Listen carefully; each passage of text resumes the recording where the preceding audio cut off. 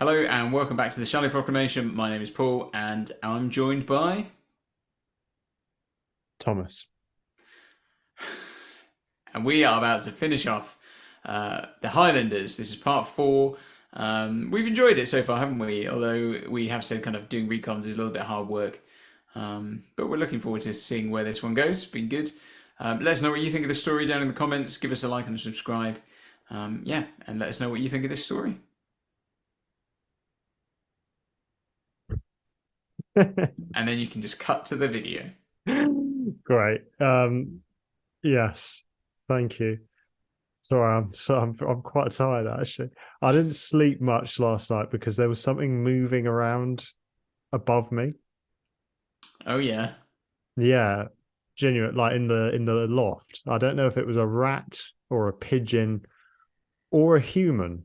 You want to get that looked at if it's a rat, like. Well, I'd be more concerned if it was a person, to be honest. That would be quite disturbing. Wow.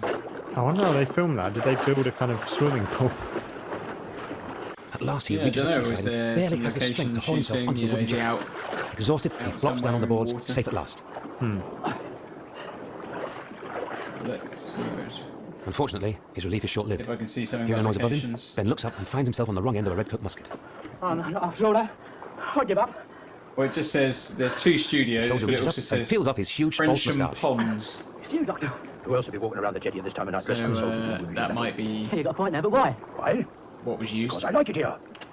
Seeing him dressed like that reminds me that In the comfort of the captain's apparently cabin, Patrick he was enjoying a Troughton, flagon one of of his wine with suggestions Percy for and playing the Doctor was that he might play it. His outfit would be sort of almost like a pirate, lawyer. and he would be blacked up. You should do the same. You sail on the morning tide. Admiral, it's too foggy to sail. What then? You sail. Fog or no fog. And crash the old I'm girl glad they timbers didn't on do Tannery that. Point. Yeah, so I'm not sure we'd be celebrating the 60th anniversary of the Faster than show. your cargo little booty if so that we're was the made up live case. up here. That's what really counts, lawyer. Not those dried up That's bits of parchment terrible, of isn't yours. it? Without these bits of parchment, you know He me also had, I'm your man. I mean, this is getting to something different here, but he had The way you were revenge.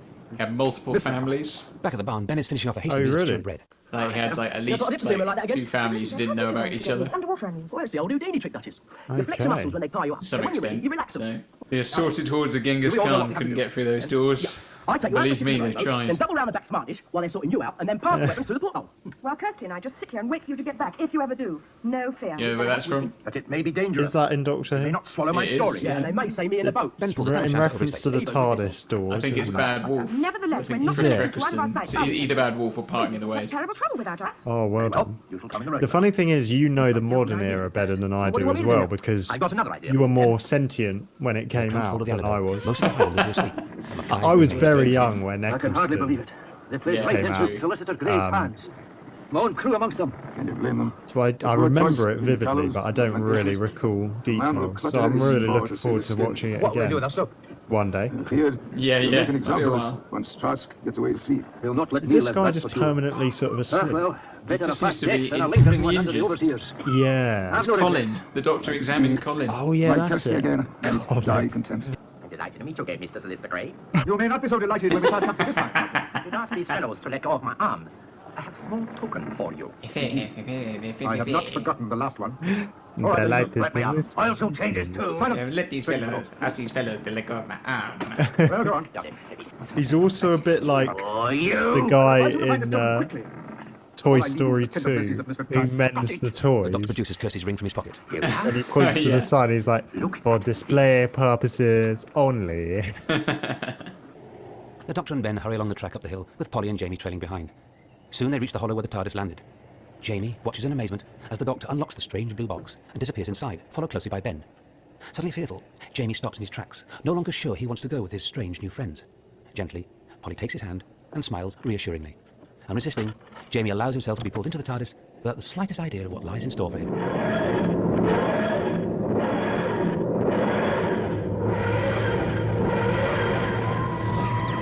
Yeah, I enjoyed that. I think my highlight, I actually just liked that narration at the end, which wouldn't have been in the original, but just that leads him into the TARDIS without any idea of what's in store for him. I like that kind of sense. And it's a good cliffhanger to end the story on in a way, isn't it? Because it's kind of like, oh, okay. And I'm pretty sure that when we were talking about the narration, I'm pretty sure the narration is done by Fraser Hines, who plays Jamie, Right. There we go. who's not actually Scottish. So That's why you didn't let that on. yeah, so earlier. I thought to myself, oh yeah, I think it probably is him. So That's cool. yeah, so yeah, we've got a new companion on board. Yeah. Um, I did predict that there'd be a change of companion, didn't they? But I thought Ben would die. I mean, I was sort of joking, but yeah. Wow. Okay. yeah. Yeah, I mean, again, I mean, the thing I find with the recons is it's often hard to pick like a favorite moment from a story, like an episode, because you're just getting static shot, unless you get like a really nice line or something here and there. It's hard for things to kind of jump out, I think. But I think although maybe I'd struggle to pick a particular moment from that. I mean, well, in fairness, I think what I suppose what was good was the battle. That worked well, and particularly with the narration, it was able to just fill in the gaps. So, we wouldn't have got any of that if we were just watching a normal loose cannon production. It would just been a lot of kind of time where you can hear kind of people grunting and shouting and the clanging of swords. And I think that would have looked really good. And it does look like it was a good set. Again, that's like I said before. What surprised me is how much of this is not just set like on some Highland moor somewhere, but sort of in buildings and on boats and kind of waterways and the stone, kind of stone waterways around them and things like that. So it looks really nice, look really good. So yeah, it's a real shame that story doesn't exist, because I think it would be. Well, everything would be more enjoyable if it wasn't a recon, but I think I get the sense it felt like quite a strong story. Yeah. On the whole. Yeah, no, same. I think, yeah, it felt like it had quite a bit of everything in a way, a bit of comedy, a bit of jeopardy, lots of locations, as you mentioned. And like strong roles for Polly. So it's and Troughton's getting an opportunity to do a lot of interesting things, I suppose, isn't he? Because he's playing the Doctor, he's playing the German Doctor, he's playing a woman and a soldier, like at the end there as well. So I mean, there's a lot in there to kind of like. So it would be good. Obviously, that would be better if we could see it. I wonder though whether it was a bit early to do that. Wouldn't you rather have had the Doctor's character fully established, and then you have a kind of story where the Doctor's able to have a lot of fun playing these other roles? Because at the moment it feels like we don't really know the Doctor properly. That's interesting. But maybe that's just because and maybe at the time, if you'd seen Power of the Daleks moving. And actual footage, maybe you would feel like you knew Troughton better by then. But it does still feel a little early, perhaps, for that. It still feels like at this stage, you're trying to establish who the second Doctor is, particularly as. I mean, you'd want to establish a new Doctor in any context, wouldn't you? But particularly when this is the first time you've ever had a new Doctor. The first new Doctor. Yeah. So you definitely want people to feel comfortable with it and not feel like, oh, who's this guy? This feels like a bit of a joke. Yeah, it's risky, isn't it? Yeah, it does feel a bit like that. Have him playing the hunched old woman coming in. Yeah. Yeah. You're like, whoa, okay. Pulling out all the stops. Obviously in the long term, it's not done any damage to Troughton and to the show. So, but I just makes me, that just came into my mind as I was watching it. It just feels a bit funny. But there you go. No, that's an interesting comment. Yeah, I feel like I know 10 photos of him incredibly well. Yes. No, I'm looking forward to getting towards some moving footage. I think in the next story we will get a couple of episodes.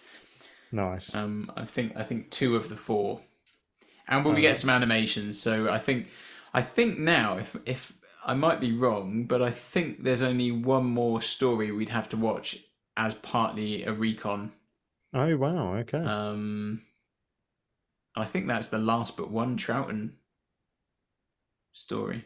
And then is all of Pertwee to buy. Everything from Pertwee onwards, all exists. It's all there. So we won't need to watch a recon ever again after that. No recons ever again. That is going to be cool, isn't it? Yeah. So.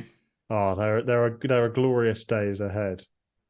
Yeah, absolutely, absolutely. And even that, like I say, even though a lot of the Troughton stuff is missing, because most of it's now animated, at least it just makes it that much more enjoyable and easier to kind of digest. So I'm quite looking forward to a lot of it now. Yeah, brilliant. Great. Well, thanks for watching, everyone. Thanks for joining us on this journey. We'll be back soon, won't we, Paul? Yep. Join us for whatever the next one's called. The Underwater Menace, I think it is. The Underwater Menace. Great. Great. Take care.